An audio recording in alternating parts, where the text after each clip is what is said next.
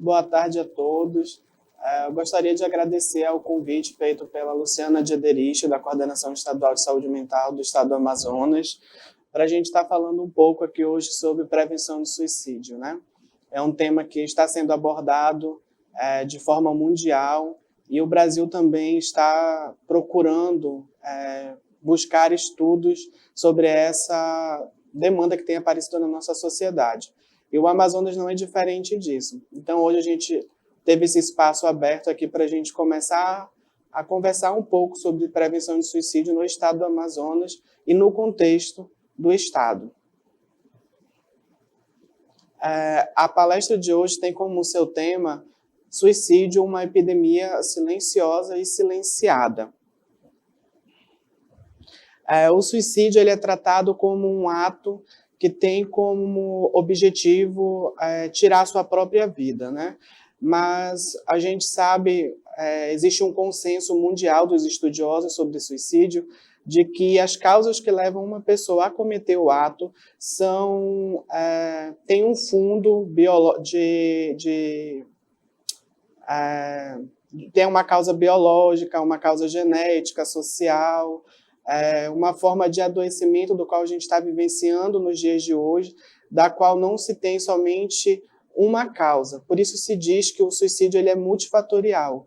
Ele tem múltiplos fatores, né, que em conjunto levam uma pessoa a cometer o ato. E a definição que a gente mais utiliza ainda hoje é a definição dada pela Organização Mundial da Saúde, né? De que o suicídio ele é um ato deliberado e intencional de tirar a própria vida. Porém, a gente também trabalha com alguns outros conceitos que a gente chama de comportamentos de fenômenos da esfera suicidária. E esses conceitos são a autolesão, e nem sempre uma pessoa ou um sujeito que comete ou que tem um comportamento autolesivo, necessariamente ele tem uma intenção suicida. Então, são duas categorias de comportamento autolesivo. Uma com intenção suicida e a outra sem a intenção suicida. Também a gente trata sobre ideação suicida. A ideação suicida são essas sensações de querer morrer, são esses desejos de de desejo de morte, né? De parar com a vida, de parar com a dor. Então, essas sensações elas são chamadas de ideação suicida. Temos um outro conceito também, que seria o planejamento, que seria uma espécie de escala, do qual o planejamento ele seria o próximo passo da ideação suicida. Enquanto na ideação você tem o desejo de morte, você tem o desejo de se matar, no planejamento você já tem um plano. Você já estruturou a forma como você quer que isso aconteça, como esse sujeito vai utilizar o método, qual método que esse sujeito vai utilizar, aonde ele irá fazê-lo, quando ele irá fazê-lo. Então, o planejamento seria um próximo passo. Também temos a tentativa de suicídio, que seria o penúltimo passo da escala, que a tentativa de suicídio é a tentativa do ato, né? Depois de você ter a ideação, depois do sujeito ter o planejamento, de estruturar o planejamento, e aí você faz a tentativa, o sujeito faz essa tentativa. Se ele consuma o ato, a gente chama de suicídio. Se o ato não é consumado, a gente chama de tentativa de suicídio. Pode prosseguir. E existe uma referência nos estudos de suicídio no Brasil, que é o professor Neuri Botega, o doutor Neuri Botega. E ele traz para a gente essa escala de intencionalidade suicida, que a gente chama, que é o processo pelo qual um sujeito passa e percorre para que ele chegue até o ato de suicídio, né?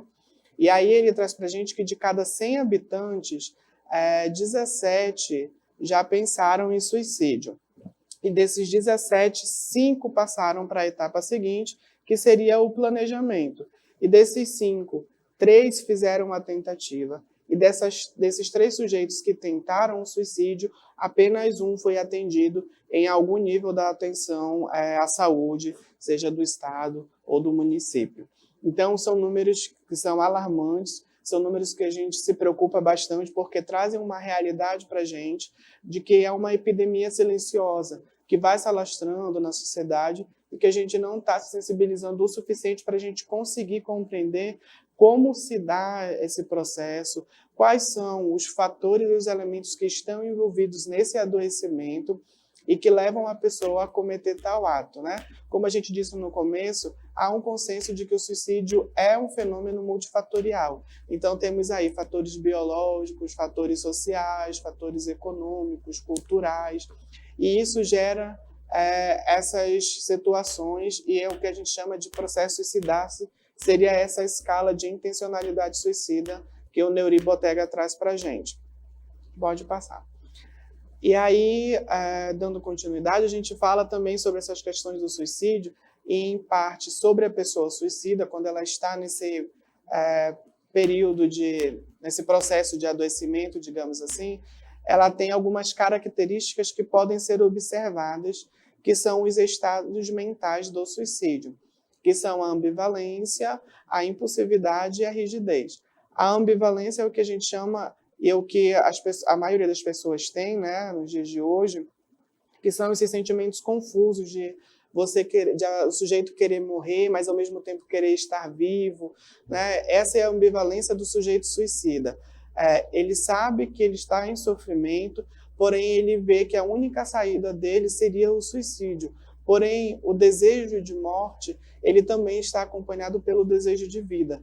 Ele não, apesar de essa pessoa, desse sujeito, achar que cometeu o suicídio seria o ato para se livrar dessa dor, ele entende que ele também quer viver, mas ele entende que ele não pode viver com essa dor porque ele não aguenta essa angústia, ele não aguenta essa frustração, esse profundo adoecimento psíquico que ele está envolvido, que ele está acometido.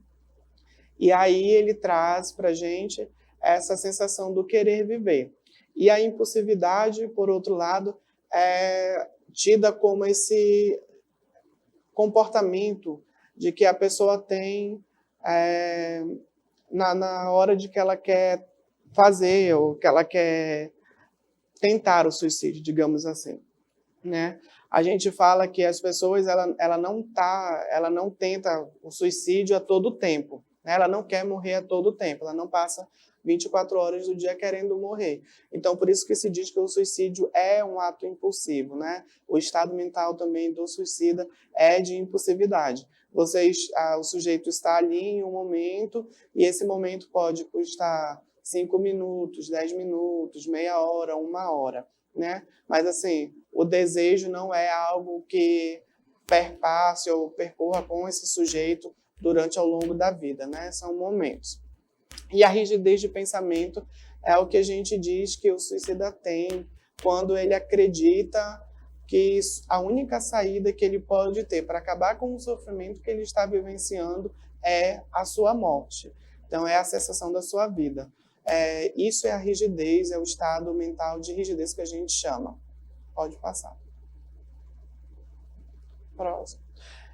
E os 4Ds também são outras identificações que a gente pode também perceber e identificar nos sujeitos suicidas, que são a depressão, o desamparo, a desesperança e o desespero. A depressão, como todos sabem, é uma psicopatologia e está bastante presente, bastante em voga na nossa sociedade. Há estudiosos que dizem que a depressão é o mal do século e tudo mais. E a depressão é um dos fatores das psicopatologias que está mais associada ao suicídio e à tentativa de suicídio.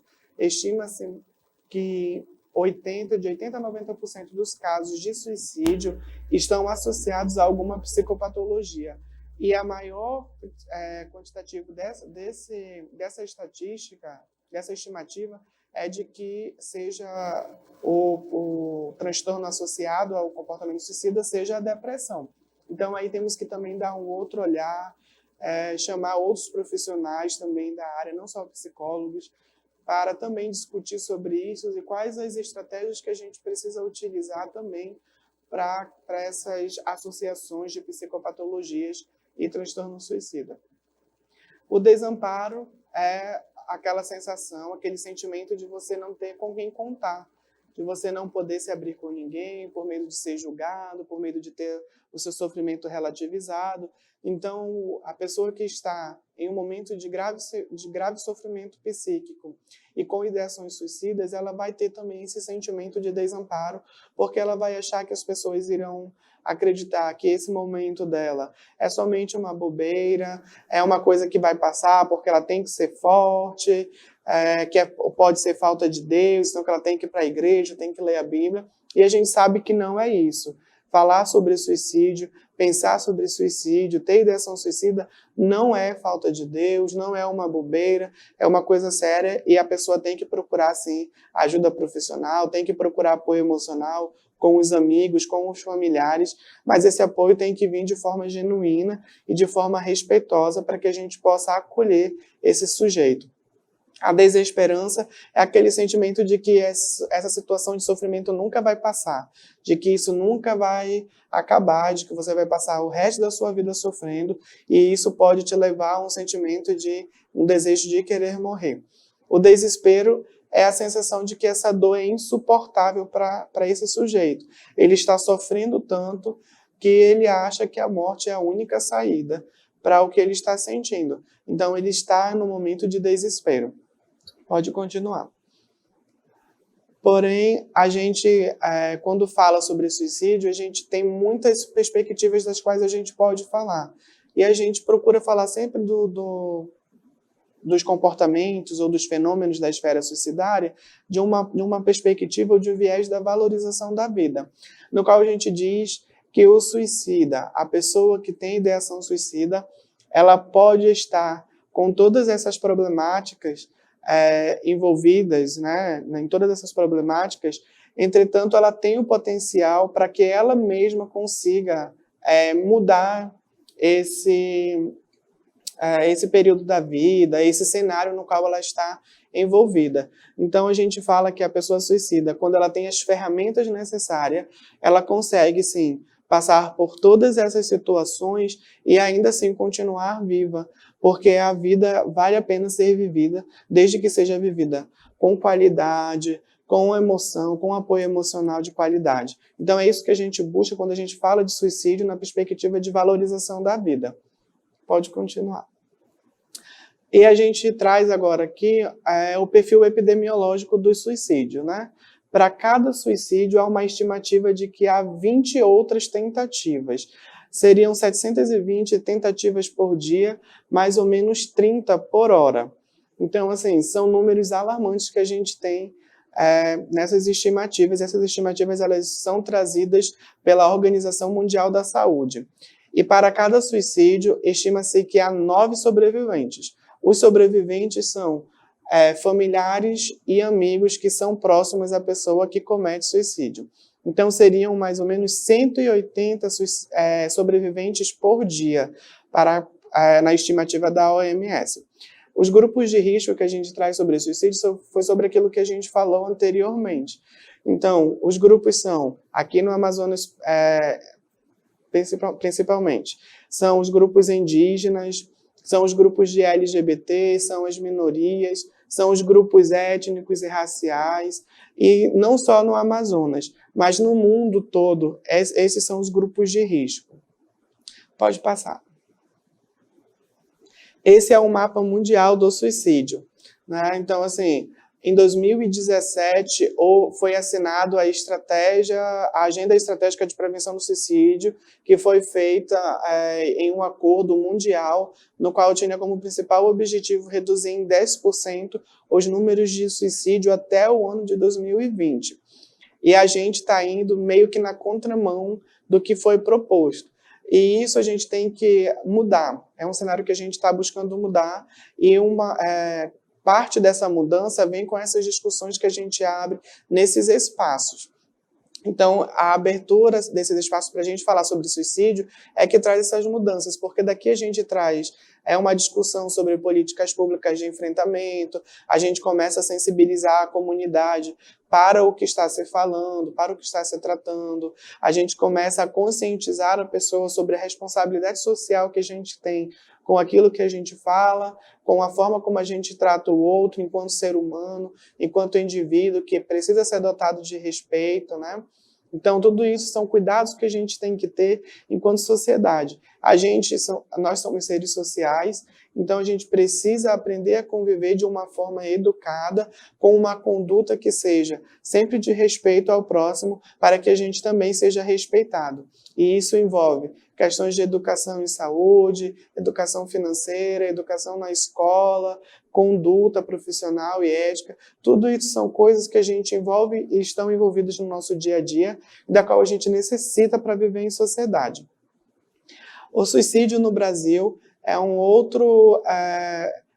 outra parte desse boletim epidemiológico que foi lançado no ano de 2017 pelo Ministério da Saúde e traz para a gente que são 32 casos de suicídio por dia no Brasil, 960 suicídios por mês e 11.520 suicídios por ano. Isso de casos notificados. A cada 45 minutos, uma pessoa no Brasil põe fim à sua própria vida. Então, assim, vejam que esses números são muito alarmantes e nos causam uma preocupação muito grande e há uma reflexão por trás disso. O que nós estamos fazendo para que esses números venham a diminuir? A gente sabe que foi lançada a Agenda Estratégica de Prevenção do Suicídio, foi sancionada a Lei 13.819, que fala sobre que versa sobre comportamento autolesivo e prevenção do suicídio, mas o que de fato nós estamos fazendo para que esses números não sejam tão altos, porque é impossível a gente zerar com os casos de suicídio. Apesar de a gente entender que o suicídio tem múltiplas causas e que a gente pode criar várias ferramentas para que ele seja combatido, em última instância, o suicídio é uma decisão individual, é uma decisão do próprio sujeito. Então, você pode dar todas as ferramentas, criar todas as estratégias para o enfrentamento do suicídio, mas se uma pessoa está decidida, ela vai cometer o ato e a gente não vai poder fazer muita coisa a respeito disso. Porém, a OMS estipula, né, que 90% dos casos de suicídio podem sim ser impedidos, né? Então, assim, basta ter todas essas ferramentas e que essas ferramentas sejam aplicadas de forma qualificada para o combate do suicídio. Pode passar. No Brasil, a gente tem a terceira maior causa de morte entre a faixa etária de 15 a 29 anos para o sexo masculino e a oitava maior causa de morte entre jovens de 15 a 29 anos para o sexo feminino. E é uma coisa assim, que a gente tem que dar muita atenção para isso, porque a nossa juventude hoje está muito envolta nisso, por isso ele é um grupo de risco. O que nós estamos fazendo também para combater esses índices altíssimos na nossa juventude? E outro grupo de risco também são os idosos acima de 70 anos. Quais são as estratégias que nós estamos implementando para compreender como ocorrem esse comportamento, os fenômenos da esfera suicidária com essa população? População jovem de 15 a 29 anos e população idosa acima de 70 anos. A gente sabe que os adolescentes hoje estão em bastante conflitos por conta da faixa etária da idade, mas também há outras situações que precisam ser levadas para o debate, serem levantadas. E por isso mesmo a gente chama para esse debate as escolas, que é a porta de entrada desses alunos, e é onde recebe muito essa demanda, né? O setor psicossocial próprio aqui da SEDUC sabe muito bem disso, que a demanda é altíssima no Estado, nas escolas do Estado. Mas a gente precisa, sim, combater isso, mas a gente precisa, para esse combate, montar essas estratégias para que a gente faça isso de forma qualificada. Pode passar, por gentileza.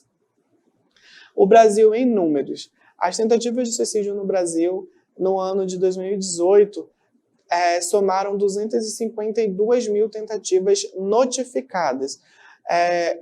Com a estimativa da OMS, nós teríamos 302.400 tentativas. Em números de suicídio, foram 11.520, e com as estimativas da OMS, seriam de 13.824. E de sobreviventes, 63 mil, com a estimativa da OMS, 75.600. Porém, a gente abre um parêntese para a gente falar uma coisa muito séria aqui. Esses são os dados trazidos pelo boletim epidemiológico e pelo sistema de informação de agravos, né? São os casos que são notificados. Porém, a gente tem um grande problema quando se fala de notificação. As notificações nem sempre são feitas de forma correta, são feitas de forma adequada. A gente sabe que muitas coisas, quando se trata de suicídio, é levantar tabus, é levantar valores, né, morais, sociais, cristãos.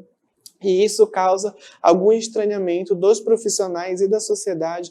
Então, isso é meio que uma forma de vergonha para os familiares. E por isso essas notificações, esse seria um dos fatores que impede as notificações de serem feitas de forma fidedigna. Então, esses dados eles estão muito obsoletos. A gente sabe que a estimativa pode ser muito maior do que isso, por conta desses problemas que estão envolvidos na notificação dos casos de lesão autoprovocada, de tentativa de suicídio e de suicídio. Então, a gente abre aqui uma reflexão para que a gente também pense, enquanto profissionais de saúde, profissionais da educação, que agora também estão amparados pela Lei 13.119, que também tem que fazer a notificação compulsória dentro dos estabelecimentos de educação pública e privada, né?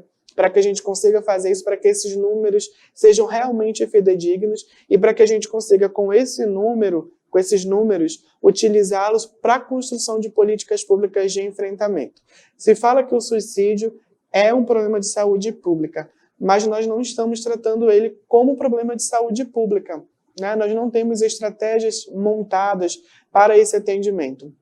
Nós temos uma demanda crescente e é uma demanda que já está alta, mas a gente não tem equipamento suficiente para conseguir amparar toda essa demanda que está surgindo. Então, a gente tem que construir políticas públicas embasadas nesses dados que são notificados para que a gente consiga diminuir esses números no Brasil e conseguir até 2020, se assim for possível, que esse número seja reduzido em no mínimo 10%. Pode passar. Então, como a gente disse anteriormente, a OMS estipula que 90% dos casos de suicídio poderiam ter sido evitados se houvesse uma pessoa que desse apoio emocional, se houvesse uma rede de atenção psicossocial bem estabelecida, que conseguisse abordar toda essa demanda. Então, isso são formas que a gente tem de combater o suicídio, mas a gente sabe que não está tendo tanta eficiência por conta da pouca estrutura que a gente tem no serviço público e também no serviço privado e, mais ainda, por conta dos poucos investimentos que a gente tem. Então, por isso, a gente precisa propor essas políticas e precisa, prioritariamente, abrir esses espaços de discussão para que a gente consiga trazer pessoas e esses atores, né, que a gente chama, para esse debate, para que a gente possa fazer essas propostas de políticas públicas, de leis, para que a gente garanta esse direito à população e esse atendimento mais qualificado e mais integral para que a gente diminua os casos de ideação suicida e de automutilação no Estado.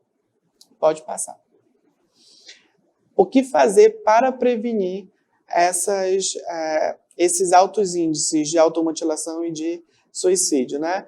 Como a gente falou anteriormente, atores de prevenção são os profissionais de saúde, educadores, agentes sociais, são várias figuras públicas. Então, isso a gente tem que começar a abrir esse espaço de discussão, foi como a gente falou, para que a gente consiga trazer essas pessoas que estão na gestão para que elas comecem a discutir sobre isso e entendam a seriedade do que é falar sobre suicídio, de forma respeitosa, integral e qualificada, né? Então, a gente precisa, sim, chamar essas instituições, chamar a Suzan, Censa, Seduc, CEMED, CRAS, CREAS, né, as secretarias da Ciência Social do Estado e do município, para que a gente sente e para que a gente comece a debater isso, para a gente criar propostas de enfrentamento e que essas propostas realmente sejam feitas de forma qualificada, né? A gente precisa também, com esses espaços que são abertos para discussões, também promover as ações. E as ações são as caminhadas, né, nos locais que são símbolos para que as pessoas se suicidem, para que a gente dê um outro olhar para esse local e não um olhar como se fosse um local aberto para as pessoas cometerem tal ato, mas sim um local de vida, um local de luz, um local de iluminação, para que essas pessoas possam procurar esses locais e servirem de lazer, e não como um ponto negativo para o município, né, e para as pessoas que pensam em cometer esse ato, né? Então, essas ações também podem ser, além das caminhadas, rodas de conversa nas instituições públicas e privadas, com os públicos que estão no grupo de risco, palestras, discussões de grupos e comitês que são formados no Estado também, que a gente tem bastante essas discussões. Então, tudo isso precisa ser bem pensado para que a gente consiga estruturar isso de forma viável e que isso consiga criar propostas e que essas propostas sejam levadas à frente para que elas realmente se efetivem, né? E não fiquem só no papel. Fora isso, a gente precisa também capacitar os nossos servidores, e não só os servidores, capacitar também a sociedade para a crise de suicídio, né? Para esses índices, para a gente abordar as pessoas. Então, essas palestras, esse ciclo de palestras que estão sendo trazidos pela Suzano, propostos pela Suzano em parceria com a SEDUC, é justamente isso, é sensibilizar a comunidade e a todas as pessoas que estão assistindo e que poderão assistir depois, etc., para que a gente se sensibilize quando a gente fala sobre isso, quando a gente fala sobre suicídio. É trazer novas perspectivas, é trazer novos olhares sobre o ser humano, né? Tratar o ser humano como realmente um ser humano, fazer com que as pessoas se sintam acolhidas quando elas procurarem alguém, que não tenham a sua dor relativizada em nenhum momento, porque tudo isso, quando é feito de forma em prol da valorização da vida, a gente sabe que são fatores de proteção para as pessoas que estão em risco de suicídio. Pode passar. Com os fatores de risco, a gente trouxe esses dados que são oriundos do livro do Bottega sobre crise suicida, e eles trazem para a gente esses fatores de risco em várias categorias. Eles trazem sobre os fatores sociodemográficos, como a gente falou anteriormente. Os homens, eles se matam mais que as mulheres, porém as mulheres, elas tentam mais que os homens, né?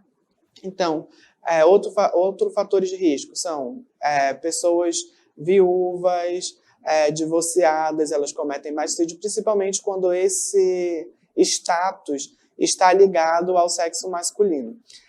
Temos os transtornos mentais também, que englobam transtorno de personalidade, de humor, que também estão bastante associados ao risco de suicídio. E como a gente falou anteriormente, de 80% a 90% dos casos de suicídio estão associados a algum transtorno psiquiátrico.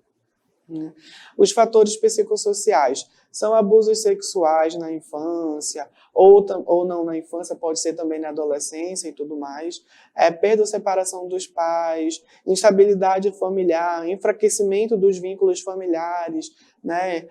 Esses vínculos sociais que a gente vai construindo ao longo da vida, de amizade, de parentesco, de relacionamento amoroso. Se eles estão frágeis, isso pode se tornar, assim, um fator de risco para o suicídio. E uma categoria bastante específica, que é sobre o acesso aos meios letais, né? Quando a gente fala sobre fatores de risco, e a gente logo depois fala sobre fatores de proteção, um desses é afastar dessas pessoas que estão em risco de suicídio, métodos nos quais ela tenham e que estejam de modo de fácil acesso para que ela cometa o ato. Então, a gente tem que ter muito cuidado com isso. É observando que a gente percebe quando a pessoa está em risco de suicídio, se a pessoa está com essa facilidade ao acesso de meios letais para cometer o ato, a gente precisa se policiar para afastar esses objetos e esses meios para que a pessoa tenha pelo menos um fator de risco associado ao suicídio. Pode passar. E os fatores de proteção, a gente tem a flexibilidade cognitiva. O que seria isso?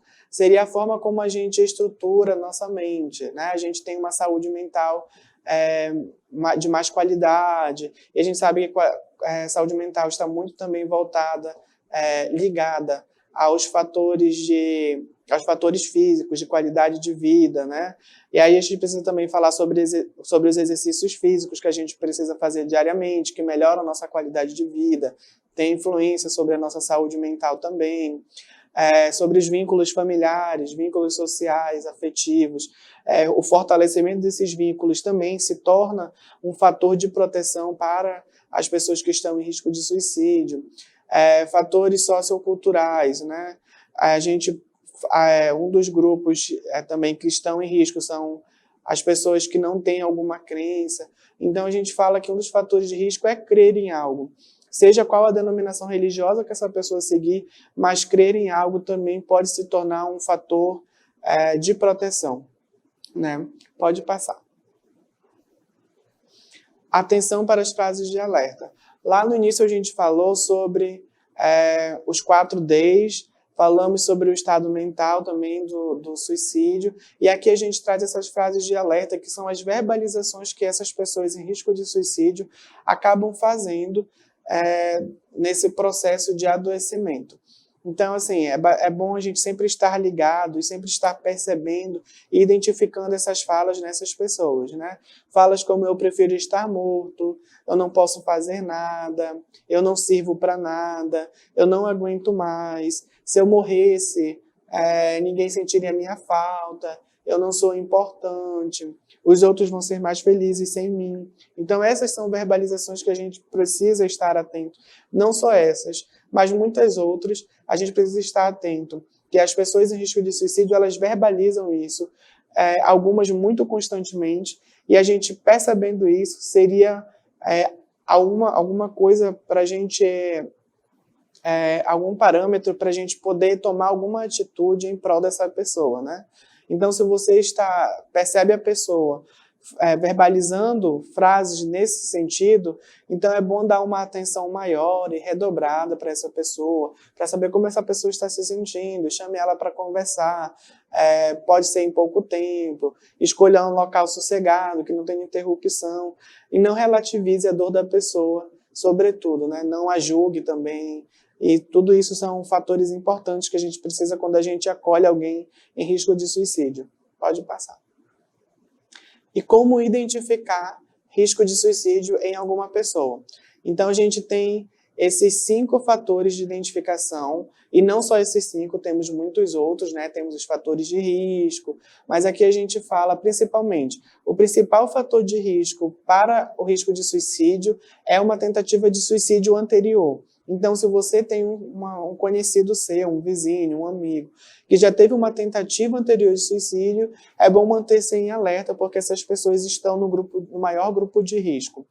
Se tem associado a essa pessoa uma doença psiquiátrica, que a gente fala, uma doença psicopatológica, seja depressão, bipolaridade ou algum transtorno de humor, a gente precisa também ter uma atenção redobrada sobre isso.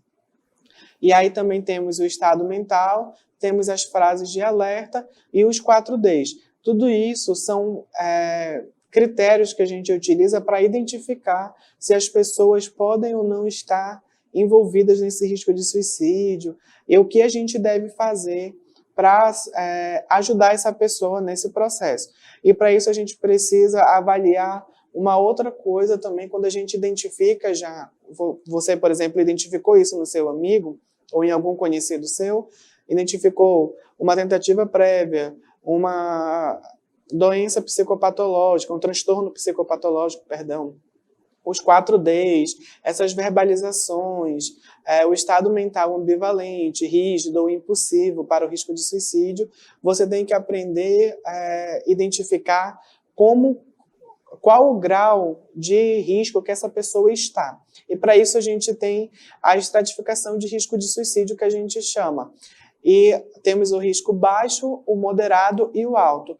No risco baixo, o paciente não tem histórico de tentativa de suicídio, porém ele apresenta a ideação suicida, mas não apresenta o planejamento. Ou seja, uma pessoa que está em risco baixo de suicídio, ela pode estar só verbalizando para você, ou para as outras pessoas que estão no seu convívio social, que ela está se sentindo muito triste, que ela está se sentindo sem valor, que ela acha que se ela for embora, ela não vai ser muito importante para os outros, que isso não vai ter grande importância, que se ela sumir, isso não vai causar nada às outras pessoas.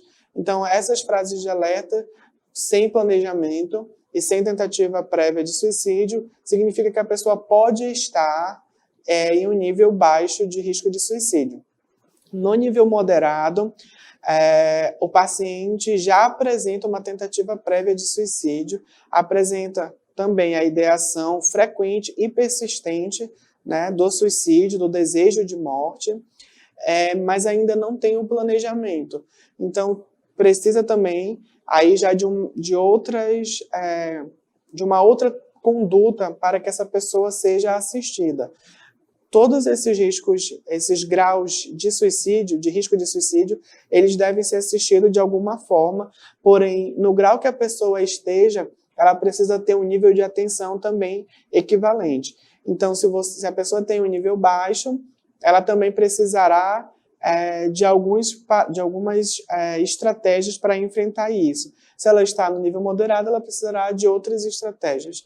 E no nível alto também precisará de outras estratégias. E o paciente, quando está no nível alto de risco de suicídio, ele já apresentou histórico de tentativa de suicídio anterior, tem alguma psicopatologia também associada ao risco de suicídio, tem o planejamento e verbaliza constantemente a ideação suicida, verbaliza constantemente o desejo de morte. Então, vejam que são coisas muito parecidas, porém, aqueles conceitos que a gente utilizou no começo. Ideação suicida, tentativa e planejamento. Então, é bom a gente sempre estar ligados, digamos assim, em como essa pessoa está, em quais os comportamentos que ela está demonstrando, como ela está verbalizando a sua vida atualmente. Então, é sempre bom a gente perceber isso nas falas. E quando a gente identifica isso, o que a gente deve fazer? Procura um lugar que seja um lugar onde não haja interrupções, um lugar confortável, um lugar que essa pessoa possa gostar de estar, e leve ela para este lugar. E lá você pode conversar com ela tranquilamente. Você pode perguntar como ela está se sentindo ultimamente, se ela tem algum planejamento futuro, e mais adiante, se você vê que essa pessoa está se abrindo de certa forma com você, você pode perguntar sim, se ela tem algum planejamento para cometer suicídio, o que ela pensa sobre suicídio. Então, tudo isso vai desmistificando e vai fazendo com que essa pessoa entenda que você está ali por ela. Só que isso precisa ser feito de uma forma ativa, né? Você não pode julgar, você não pode relativizar a dor, não pode mostrar espanto, não pode dar uma resposta simplista para o que ela está passando, porque, como a gente falou, o suicídio é multifatorial, então ele tem também que ter um cuidado multifatorial.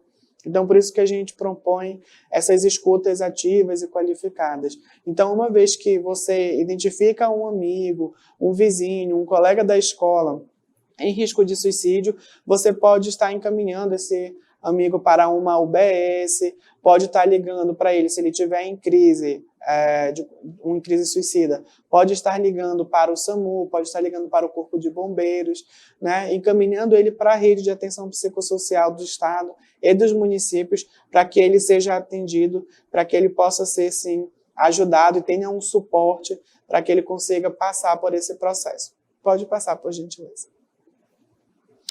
Aqui são as estratégias para a prevenção, são os documentos, são as leis, são as cartilhas e manuais que foram lançados, são esses os principais que foram lançados durante esses anos, no qual o suicídio tem tomado essa proporção e tem entrado no cenário para uma discussão bastante ampla, devido a ser um fenômeno extremamente complexo, né, de cunho social, cultural, de saúde e tudo mais. Né, temos os manuais para professores e educadores, temos manuais para profissionais da atenção básica, manuais para profissionais da mídia, que é um dos principais manuais que foi lançado pela OMS.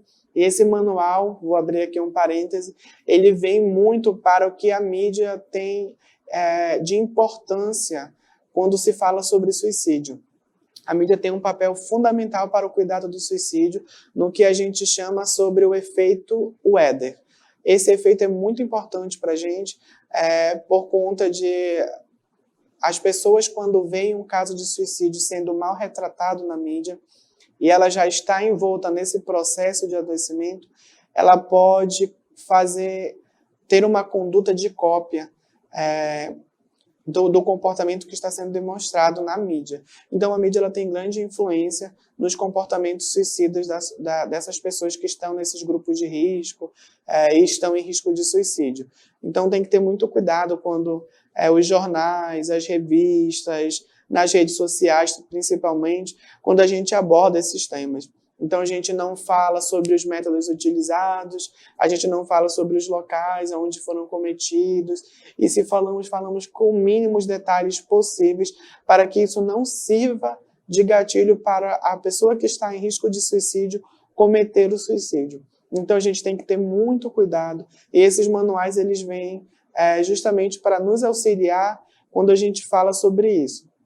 E aí temos também manuais para profissionais da saúde mental, temos as leis 13.819, que é a lei do governo federal, assinada nesse ano. Também temos uma lei municipal aqui em Manaus, que também institui no calendário municipal o Dia do Setembro Amarelo. Temos alguma agenda estratégia de prevenção do suicídio que foi lançada pelo Ministério da Saúde e tem como base a diminuição dos casos de suicídio em 10% até o ano de 2020. E essa é uma das principais documentos que a gente tem quando a gente trabalha com suicídio. Temos um outro manual também, que é o manual voltado para os profissionais da atenção primária, que fala sobre prevenção e manejo de crises suicidas na atenção básica. Esse manual eu recomendo para todas as pessoas, porque ele é um manual muito instrutivo de como a gente deve abordar isso não só no contexto da atenção básica, mas dos demais níveis de atenção de saúde, seja na esfera municipal ou na esfera estadual. Pode passar. A gente, quando fala sobre suicídio, a gente procura falar, como eu disse, na perspectiva de valorização da vida. E falar sobre isso é falar de uma forma a não generalizar o sentir, pois cada pessoa ela tem uma forma diferente de interpretar os acontecimentos da vida. Então, uma mesma coisa que aconteça comigo, eu interpreto de uma forma diferente de uma outra pessoa. Então, eu não posso, da mesma forma, relativizar a forma como essa pessoa sente. Ela sente diferente de mim, ela interpreta os acontecimentos diferentes de mim. Então, o que eu posso fazer por essa pessoa? Eu posso ser compromissado, eu posso ter sensibilidade, eu posso buscar um conhecimento, eu posso estar preocupado com o outro ser humano, porque ele tem as mesmas demandas, apesar de ele não ter as mesmas demandas que eu, ele é um ser humano como eu. Então, apesar de, no momento, a gente estar em situações diferentes, eu posso também, mais futuramente, passar as mesmas situações. Então, isso a gente precisa falar. A gente não relativiza a dor de uma pessoa que está em risco de suicídio sobremaneira nenhuma. Isso é colocar a pessoa ainda mais em risco de suicídio, quando você a julga, quando você fala que esse sofrimento é uma bobagem, quando fala-se que esse sentimento é falta de Deus, quando fala que essa pessoa precisa ser forte, quando fala que tem outras pessoas que já passaram por isso e saíram disso, né? Isso é relativizar. Então a gente tem que ter cuidado quando a gente aborda essas pessoas para que isso não aconteça. A gente precisa ter responsabilidade naquilo que a gente fala. Vejo muita gente falando que a gente não é responsável, a gente é responsável pelo que fala, mas não é responsável pelo que o outro entende. Realmente a gente não é. Mas o máximo que a gente pode fazer para ajudar o outro a não ter na nossa fala um gatilho para o outro, a gente tem que fazer. Porque a gente convive em sociedade e de forma alguma a gente pode fazer ou influenciar, seja de forma direta ou indireta, consciente ou inconsciente, o risco de suicídio em outra pessoa. Fazendo um breve parêntese, uma vez uma pessoa me calou quando ela me fez uma pergunta se realmente o suicídio era suicídio ou se era um crime coletivo, pelo fato de que ela havia dito anteriormente sobre essas questões dos gatilhos nas falas da pessoa. Então, isso é muito importante para a gente. Falei muito para essa pessoa depois de tudo explicar para ela, e apesar disso, eu senti que tudo que eu falava não era suficiente para garantir para ela que aquilo não era um crime de ódio coletivo. Porém, o que eu posso falar para essas pessoas que pensam dessa forma? É justamente isso, é tratar isso de forma séria, tratar isso de forma respeitosa e de forma qualificada. É não julgar essa pessoa e é não relativizar a dor. é tomar cuidado quando eu falo alguma coisa, para que a minha fala, a minha verbalização não seja entendida pelo outro como gatilho. Pode ser que isso venha a acontecer, mas eu me policiando ao máximo, a gente tem certeza de que se isso é uma conduta diária nossa, a gente consegue sim fazer com que a nossa fala não se torne um gatilho para as pessoas em risco e que, muito pelo contrário, o nosso falar daria voz a essas pessoas e daria uma voz a esse sofrimento que ela está sentindo, e isso esvaziaria dela esse sentimento de dor e esse silêncio no qual ela tem. Porque a gente fala, o que a gente fala é bastante sério, é que aquilo que a gente não conhece nos mata. E se a gente não discute sobre suicídio, a gente não conhece. E se a gente não conhece, aquilo nos mata. Então é preciso a gente ter muita seriedade quando a gente fala sobre isso. A gente fala de uma forma qualificada, a gente escuta isso de forma ativa também das pessoas, nas ações que a gente faz, mas a gente precisa ter essa noção do que a gente está falando, do que nós estamos verbalizando, para que isso não seja um gatilho para as pessoas cometerem suicídio posteriormente. Pode passar, por gentileza. Eu trouxe para vocês esse poema, que é do Washington Costa, e ele se chama Acolher. Esse poema, ele fala um pouco, e ele é tratado em duas pessoas, né? Uma pessoa que está com um sofrimento, que demonstra algum grau de sofrimento psíquico ou existencial, e um amigo dessa pessoa que está para ela na posição de suporte. O poema relata o seguinte: dói em mim o fardo de existir, desejo suprimir logo toda essa dor e acabar com essa vida sem cor, pois não tenho motivo para sorrir. Meu amigo, eu lhe digo com toda certeza, existem outras formas de resolver essa angústia que está a lhe corroer e que lhe traz tamanha tristeza. A existência é uma longuíssima estrada que pode levar ao longe e também ao nada. Porém, existem uma infinidade de caminhos a trilhar. Basta você escolher e seguir uma direção. E se precisar de alguém para caminhar comigo, com você, em meio à escuridão, pode segurar em minha mão que eu vou te auxiliar. Pode passar. Aqui eu trago também algumas indicações de leituras que são livros importantes que versam sobre o suicídio. Temos o livro do André Trigueiro, que é O Viver é a Melhor Opção, e ele relata um pouco sobre o tratamento que a mídia dá ao suicídio e de algum caso que ele acompanhou. É um livro bastante interessante. Quando Cai a Noite também é um livro do Jamison. Esse livro é muito interessante, se vocês puderem ler, eu recomendo grandemente, porque ele é muito enriquecedor. E em especial eu trago esses dois livros, que é o Crise Suicida, do professor Neuri Botega, que ele é um livro extremamente técnico sobre questões de crise suicida, manejo, escala de intencionalidade, riscos e fatores de proteção. Então, se puderem também fazer uma leitura dele, é bastante instrutivo.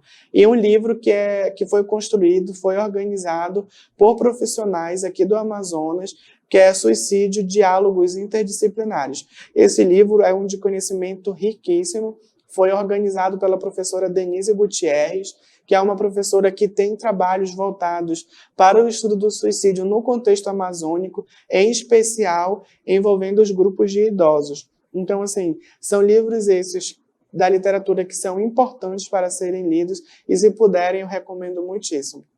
Para finalizar, gostaria novamente de agradecer ao convite e a oportunidade de estar aqui hoje com todos. Espero que vocês tenham gostado, né, e aproveitado. E acho que só. Tchau, tchau.